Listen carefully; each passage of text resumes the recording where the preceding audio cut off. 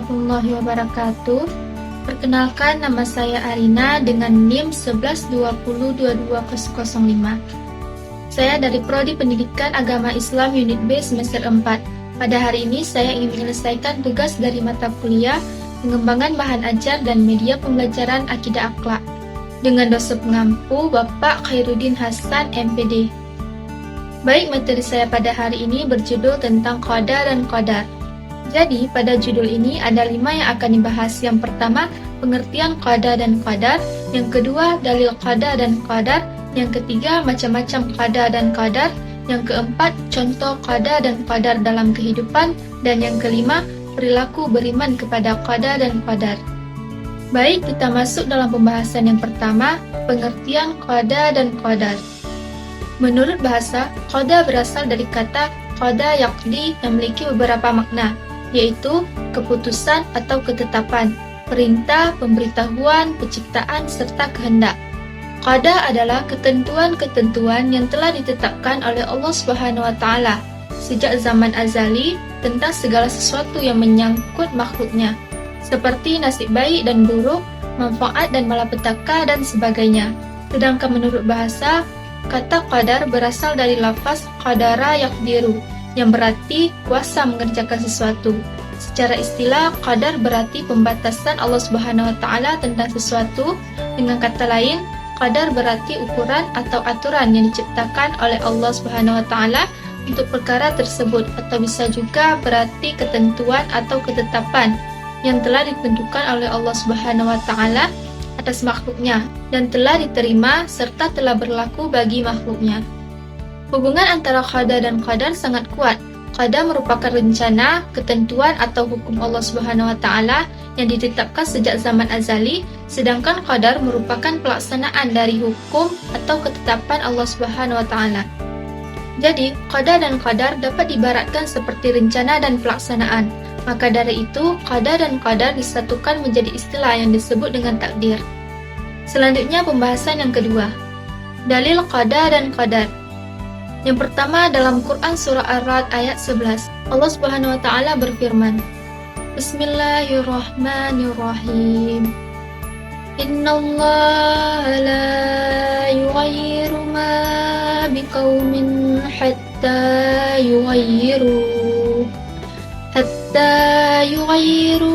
ma bi anfusihim wa iza aradallahu biqaumin su'an fala maradda lahu wa ma lahum min dunihi min wal.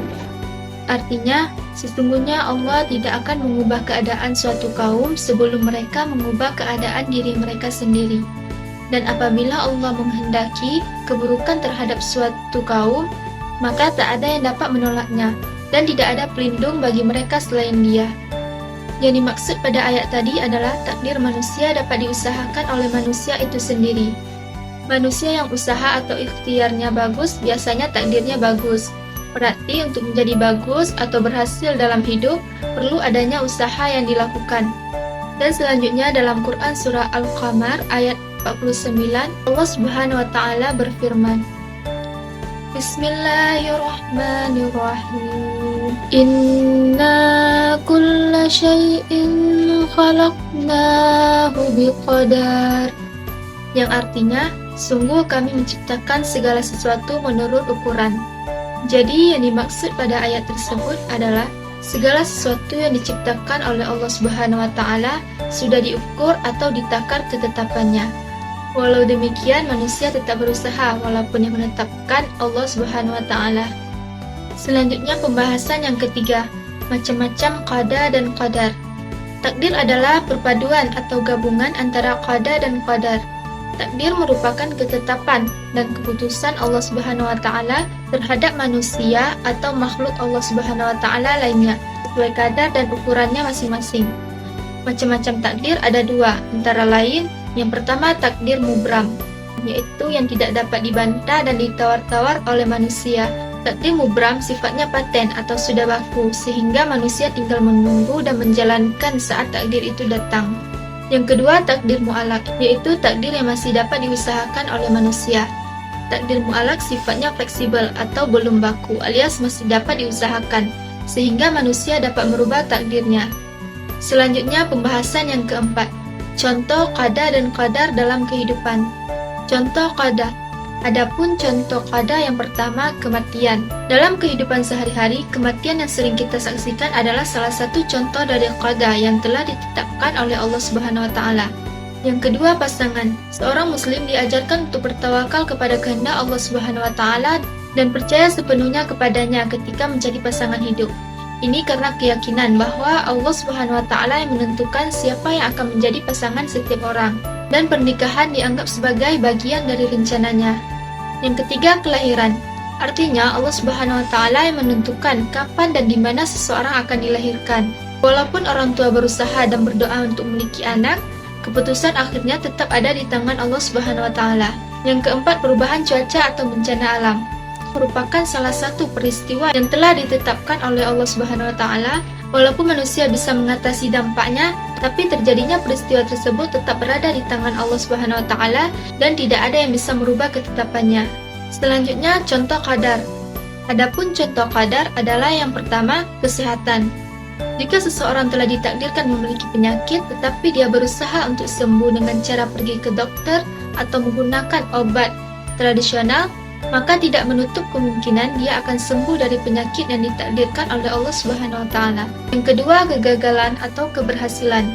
Jika Allah Subhanahu wa taala sudah menentukan seseorang akan menghadapi kegagalan, tetapi orang itu terus berusaha tanpa menyerah, akhirnya dia bisa mencapai tujuannya. Yang ketiga, rezeki. Usaha yang sungguh-sungguh dalam bekerja bisa memperbaiki situasi keuangan dan merubah takdir yang telah ditetapkan oleh Allah Subhanahu wa taala. Dan yang keempat, kepandaian. Kemampuan seseorang adalah contoh takdir yang bisa diubah, karena kecerdasan bisa didapat lewat usaha. Selanjutnya, pembahasan yang terakhir, perilaku beriman kepada qada dan qadar. Beberapa bentuk bukti keimanan kita terhadap qada dan qadar Allah Subhanahu wa taala yaitu yang pertama, berusaha bersungguh-sungguh untuk mencapai keberhasilan atau ikhtiar.